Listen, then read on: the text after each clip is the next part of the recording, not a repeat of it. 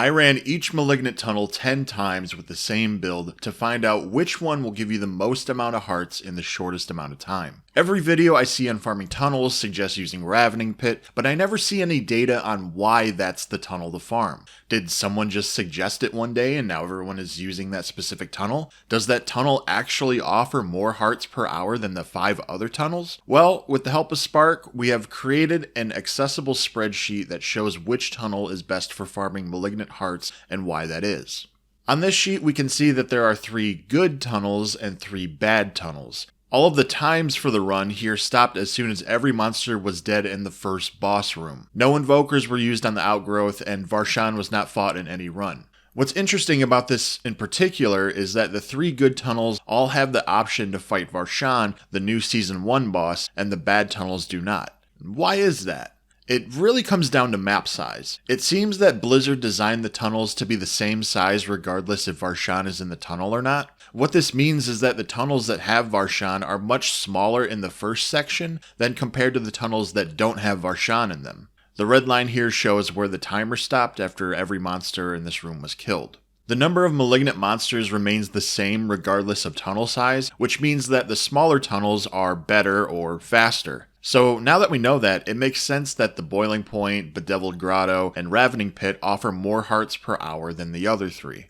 For my 10 runs, I played as a level 59 and 60 Bone Spear Necro in Tier 3 Nightmare, and consider myself to be more of a dedicated player. Spark also ran each tunnel at least 4 times while leveling in Tier 1 Adventurer. She's more of a casual Diablo 4 player using a lower leveled character, so that's why her numbers are smaller. We never used elixirs, shrines, health globes, and I never used my ultimate ability because I wanted to be as consistent as possible. There is a column for how long each run took, and what color of each heart was found in that run. You can also scroll up and down the page to easily read the data.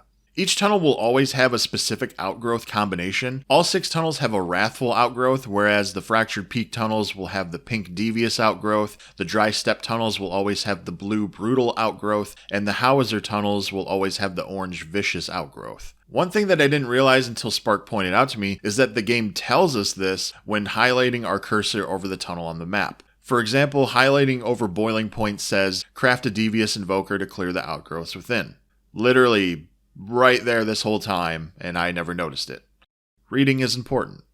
For me, every single tunnel gave at least 3 or 4 hearts, but Spark ended up getting 5 hearts in one of the runs while in Bedeviled Grotto. If you click on the link, it'll take you to the video where this happens. Besides farming for that specific outgrowth at the end of the tunnel, there doesn't seem to be a way to farm a type of Malignant heart. The Brutal tunnels don't give more Brutal hearts, the Vicious tunnels don't give more Vicious hearts. It really just seems to be random and all over the place. Just because I earned 5 Wrathful hearts in Boiling Point and 1 in Dindai Hollow doesn't mean that the Boiling Point will drop more. What is interesting is that when we added up the hearts for all 60 runs, the 3 main types were very close to each other in drop rate. 71 Vicious, 72 Brutal, and 71 Devious. In our combined 86 runs, neither of us received a Wrathful Invoker, which makes me further believe that the only way to get one is by crafting the Uncertain Invoker cache at Cormon's table. I could craft a bunch, but I'd rather just hold on to the Ichor for now. I've seen other people try, and it seems like it's just a waste of Ichor.